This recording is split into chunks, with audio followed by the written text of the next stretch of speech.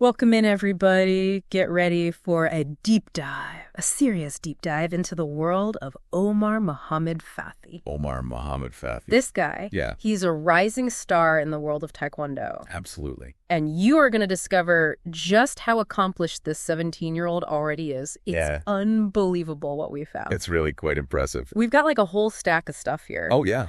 We got his competition record. We've got like a full-on biographical profile. Right.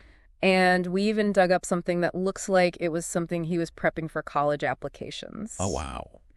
Our mission today is to try and like really figure out what makes Omar such a standout athlete. It's fascinating. You know, I think what we need to do is go beyond just listing the achievements. We're going to look at the patterns, the choices, the mindset that got him to where he is. Okay, so let's unpack this. Now, the competition record alone is impressive, but it gets really interesting because his journey began at age 3. 2010. So I'm not saying every 3-year-old needs to be in a dobok. Yeah. But this early start, it really suggests that something sparked it. Yeah. Either incredible natural talent that his family saw in him, or maybe he was drawn to it himself.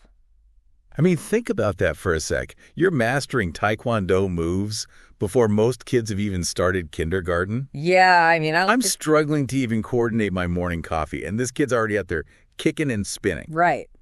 That's amazing. That's amazing. It hints at this early affinity for the sport, right? Yeah. And then this early affinity translated into success. Yeah. Almost immediately, we see him rising through the ranks, starting with those local Egyptian championships.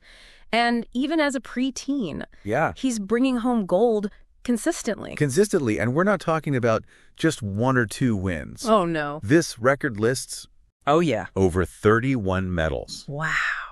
And get this across both Kyorugi, which is that sparring discipline, and Pumse, the forms and the technique. Right. So it shows he's not just a brawler. Absolutely. Crucial point, right. Yeah. He's not just a brawler. Yeah. He's got the grace and the precision to match that power. It's well-rounded. Yes, and to excel in both. Yeah. At such a young age. Yeah. That's not just talent. Right. That's years of dedicated practice. Yeah. Honing his skill in 2 very different but interconnected aspects of Taekwondo. Okay, so you're saying this early success, this well-rounded foundation. Yes. This is what laid the groundwork for his later achievements. Exactly. Okay, and these achievements, these are significant. He's competing on the international stage against opponents from Taekwondo powerhouses. Oh, yeah. We're talking South Korea, China, Mexico. Countries with robust training programs and a legacy of success. Yeah, absolutely.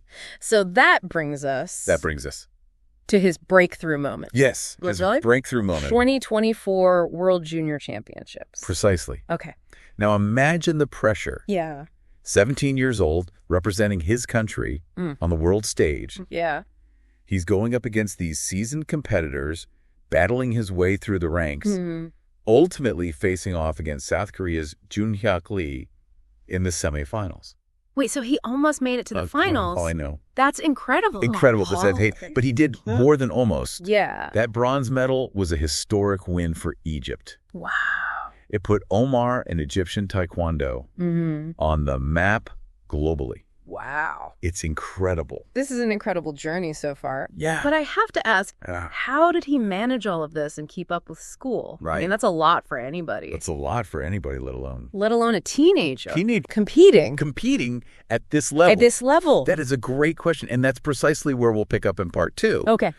Because Omar's story isn't just about athletic achievement. Right. It's about dedication. It's about balance. Yeah. And a drive that extends beyond the mat. All right, we'll be back. Stay tuned. Welcome back, everybody.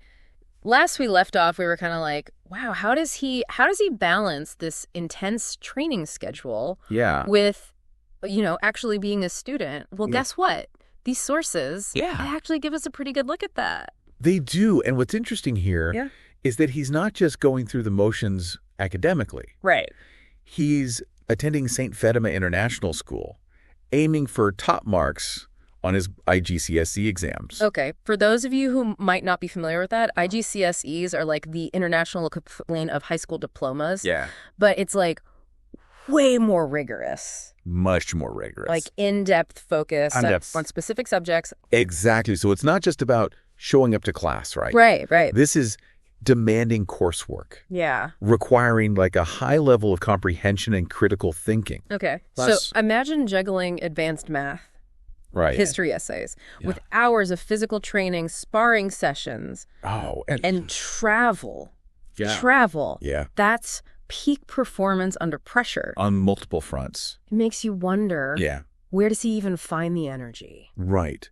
But, remember what we talked about earlier? Yeah. That early start, the consistent dedication from such a young age. Yeah. It seems like he's built not just physical stamina, but mental resilience as well. So he's been training his mind and body. In tandem all these years. At the same time. Yeah. Okay, and get this. It's not just academics and athletics either. No. One of his profiles mentions an interest in, wait for it, computer engineering. No, that's intriguing. Yeah. So if we connect this with the analytical skills that we see mentioned in another source, we start to get a picture, right? Yeah.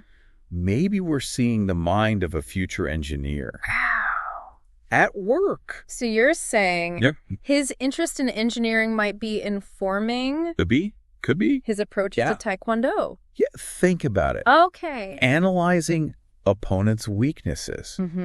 Strategizing moves, maybe even using technology for performance analysis. Like all those high-tech training centers you see in documentaries for Olympic athletes. Motion sensors, data analysts. Could Omar be using similar approaches? Absolutely. To refine his technique?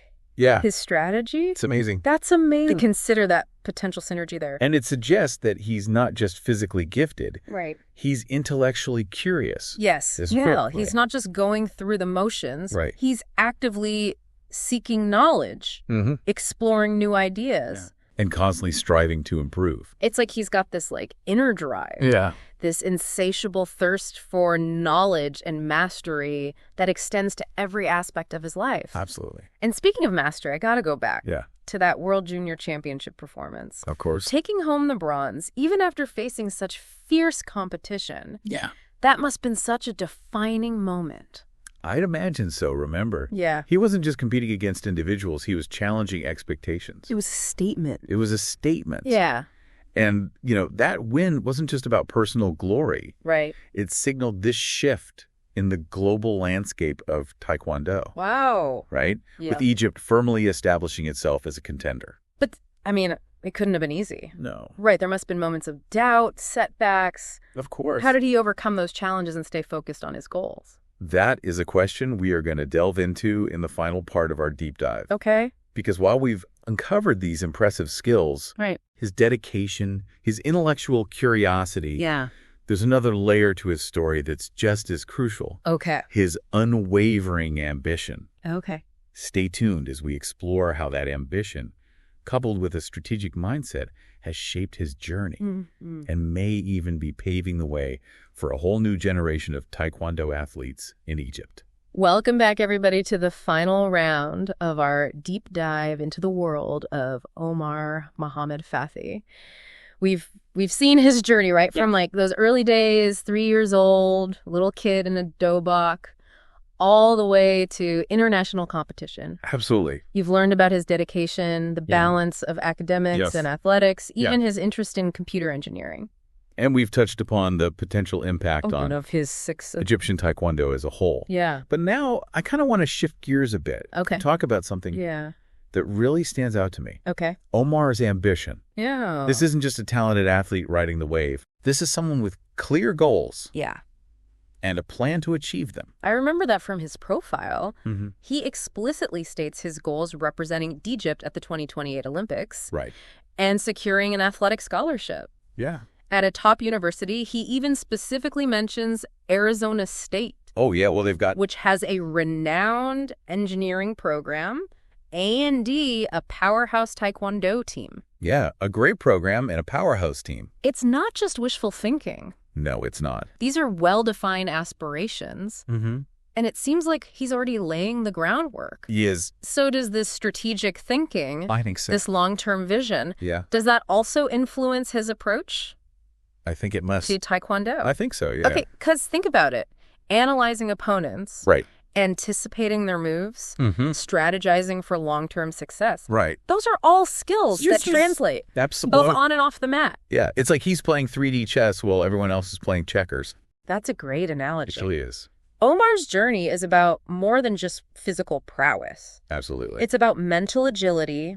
Yes. Resilience. Yeah. And a strategic mindset. Yeah, it sets him apart. That sets him apart. Yeah. And that brings us back. It does. To that historic bronze medal. Yes. At the World Junior Championships. Historic. That wasn't just a win. No. That was a statement. It was a statement. Okay, imagine the pressure. 17 years old. The 17-year-old. He's not just representing himself. Right. He's carrying the hopes of his country. Right, on his shoulders. On his shoulders. And he delivers. Yeah. He doesn't just participate. Right. He exceeds expectations. He pushes the boundaries of what people thought was possible. Exactly. For an Egyptian Taekwondo athlete. It's like he's not just breaking records. Right. He's breaking barriers. And that kind of achievement can have a ripple effect, right? Absolutely. Inspiring other young athletes to dream bigger. To train hard. To train harder. To see themselves on that world stage. Absolutely. To see themselves winning that bronze medal. Exactly. Omar's journey becomes this